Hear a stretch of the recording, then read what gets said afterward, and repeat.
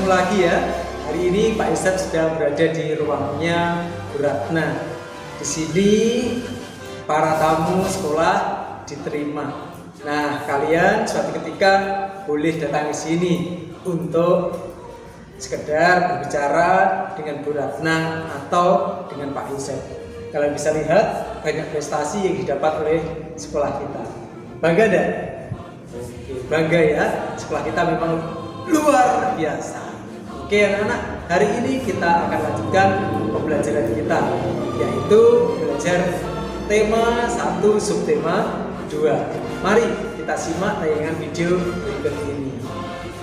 Nah, anak-anak, pada hari Rabu ini kita akan kembali melanjutkan pembelajaran kita tema 1 subtema 2. Masih ingat kalian judulnya?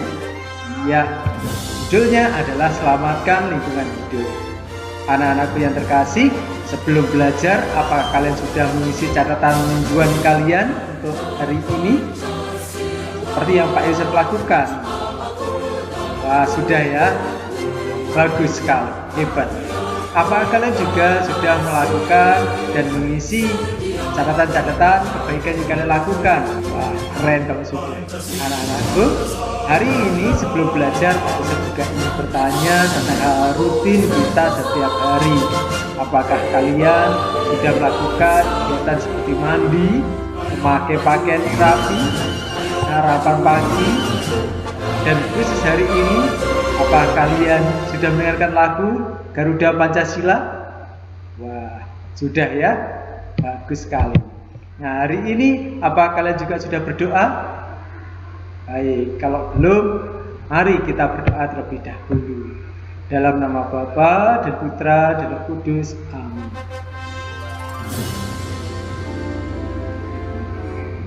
Dalam nama Bapa dan Putra dan Roh Kudus.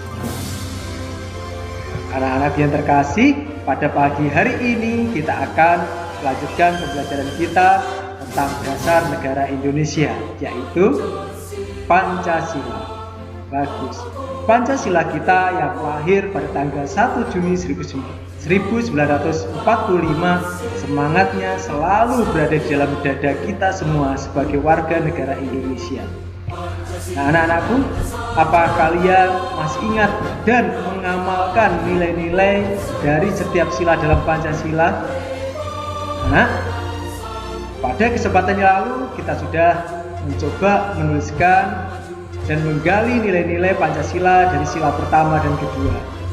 Di hari ini kita akan belajar menggali nilai-nilai dari sila ketiga, keempat, dan tentunya sila kelima dalam Pancasila. Nah, Pak Isep, minta tolong kalian coba nanti diskusikan bersama dengan orang tuamu atau saudaramu tentang contoh-contoh pengamalan sila-sila Pancasila. Ada berapa tadi? Sila ketiga, sila keempat, dan sila kelima. Baik, anak-anak yang terkasih, di hari ini kita juga akan mempelajari tentang jenis-jenis paragraf. Jenis paragraf dalam bahasa Indonesia itu ada beberapa macam. Tapi pada hari ini kita akan mempelajari 4 macam saja, yaitu paragraf narasi, paragraf deskripsi, paragraf eksposisi, dan paragraf persuasi. Apa itu? Mari kita simak penjelasan berikut. Paragraf narasi adalah sebuah paragraf yang bertujuan untuk menceritakan suatu peristiwa atau kejadian, sehingga pembaca seolah-olah mengalami kejadian itu atau melihat kejadian itu. Nah, dalam paragraf narasi ada 3 unsur, yaitu ada tokoh, kejadian, dan latar, baik latar tempat, latar waktu, dan latar suasana. Kemudian paragraf deskripsi adalah paragraf yang menggambarkan sebuah objek dengan tujuan agar pembaca seolah-olah melihat sendiri objek yang digambarkan itu. Paragraf ini menggambarkan sesuatu dengan kata-kata secara jelas dan terperinci. Nah, yang ketiga, paragraf eksposisi. Apa itu? adalah sebuah paragraf yang memaparkan dengan sejelas-jelasnya sejumlah pengetahuan atau informasi dengan tujuan agar pembaca mendapatkan informasi dengan pengetahuan dengan sejelas-jelasnya. Sehingga tidak jarang paragraf eksposisi ini disertai dengan data-data baik berupa angka maupun data-data ilmiah yang lain, sehingga pembaca benar-benar mendapatkan informasi yang utuh, yang jelas. Nah, paragraf eksposisi ini juga berisi petunjuk, cara, atau instruksi untuk melakukan bahkan membuat sesuatu.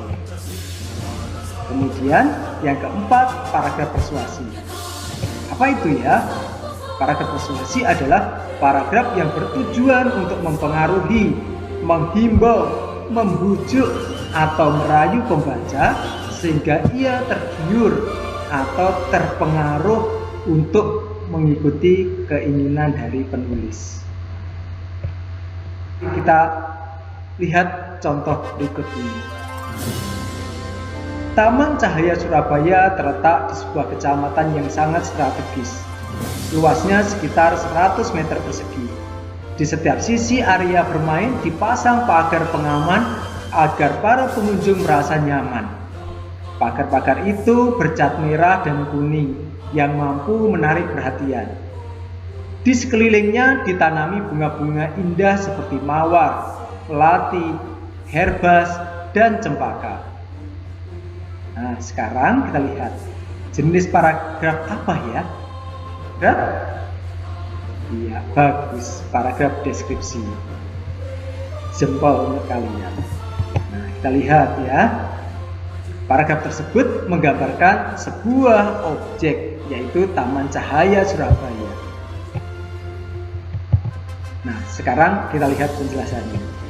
Nah, paragraf tersebut menggambarkan sebuah objek, yaitu Taman Cahaya Surabaya dengan tujuan agar pembaca seolah-olah merasa melihat sendiri objek yang digambarkan itu. Paragraf ini menggambarkan sesuatu dengan kata-kata secara jelas dan terperinci. Seolah-olah kita yang membaca merasa melihat atau merasakan sendiri. Nah, maka disebut dengan paragraf deskripsi. Yang kedua, kita lihat. Gizi dalam segelas susu merupakan sumber makanan bagi organ tubuh kita. Kalsium dalam susu berfungsi untuk pertumbuhan tulang kita. Susu membantu agar kita cepat tumbuh tinggi. Konsumsilah susu agar tubuh sehat dan kuat. Termasuk jenis paragraf apa yuk? Paragraf yang mengajak pembaca untuk melakukan sesuatu tadi disebut dengan paragraf. Iya, bagus, hebat, luar biasa. Nah, mari kita cermati pembahasan berikut ini. Nah, kita lihat ya. Paragraf tersebut mengajak pembaca untuk minum susu agar tubuh cepat tumbuh tinggi, sehat, dan kuat. Maka tadi disebut dengan paragraf persuasi. Kebersihan lingkungan sekolah adalah salah satu faktor terpenting untuk menciptakan kenyamanan, baik di lingkungan rumah maupun lingkungan sekitar. Setiap sekolah selalu mengajarkan anak didiknya untuk menjaga kebersihan lingkungan sekolah. Bahkan, kebersihan sekolah banyak dilombakan untuk menarik minat sekolah agar mereka peduli kebersihan. Cara untuk menjaga kebersihan sekolah diantaranya membuang sampah pada tempatnya, menghapus tulisan di papan tulis, menyapu ruang kelas, membersihkan kamar mandi bersama secara berkala, dan lain-lain. Nah, termasuk jenis paragraf apa ya? Kita lihat di paragraf itu dijelaskan tentang cara-cara menjaga kebersihan lingkungan sekolah secara terperinci. Nah, tadi paragraf yang menjelaskan sesuatu secara jelas dan terperinci disebut dengan paragraf. Iya, bagus, paragraf eksposisi. Kita simak penjelasan berikut ini. Nah, Paragraf tersebut bertujuan untuk memaparkan kejadian atau informasi sejelas-jelasnya tentang tahapan-tahapan atau cara untuk melakukan sesuatu, yaitu menjaga kebersihan lingkungan sekolah.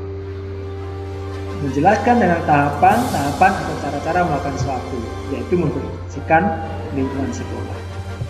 Nah, sekarang kita lihat contoh yang keempat. Paginya, Fauzan bangun seperti biasanya, mandi lalu sarapan pagi. Pukul 6.40 ia berangkat sekolah. Sesampainya di sekolah, ia sempat beristirahat sebentar, lalu masuk. Jam pertama ulangan matematika. Fauzan mengerjakan soal ulangan dengan tenang. Meskipun ada soal yang tidak bisa, ia berusaha mengerjakan soal apa adanya. Fauzan tetap jujur. Ia tidak mau mencontek pekerjaan teman sebangkunya. Dodo tidak bisa mengerjakan soal ulangan. Dodo ingin menyontek, tetapi tidak ada kesempatan. Pak Bowo mengawasinya dengan ketat. Ia juga tidak bisa minta bantuan pada teman-temannya. Keringat membasahi tubuhnya. Ia pusing, ia pun pasrah. Yo, paragraf apa yuk sekarang? Bagus, paragraf narasi. Kenapa? Ya, karena paragraf tersebut menceritakan kejadian yang dialami Fauzan secara runtut pada saat ia mengikuti ulangan matematika. Nah, dalam paragraf itu ada unsur-unsur yang mendukungnya menjadi sebuah paragraf narasi, yaitu ada tokoh, ada latar, ya Oke. Nah, sekarang kalian lihat latihan soal berikut ini. Kalian coba kerjakan dengan baik dan kalian kerjakan dengan tulisan yang rapi. Jangan lupa yang teliti dalam mencermati jenis-jenis paragraf tersebut. Oke, pembelajaran hari ini cukup sekian. Terima kasih. Semoga Tuhan memberkati setiap usaha kita dalam meraih cita-cita.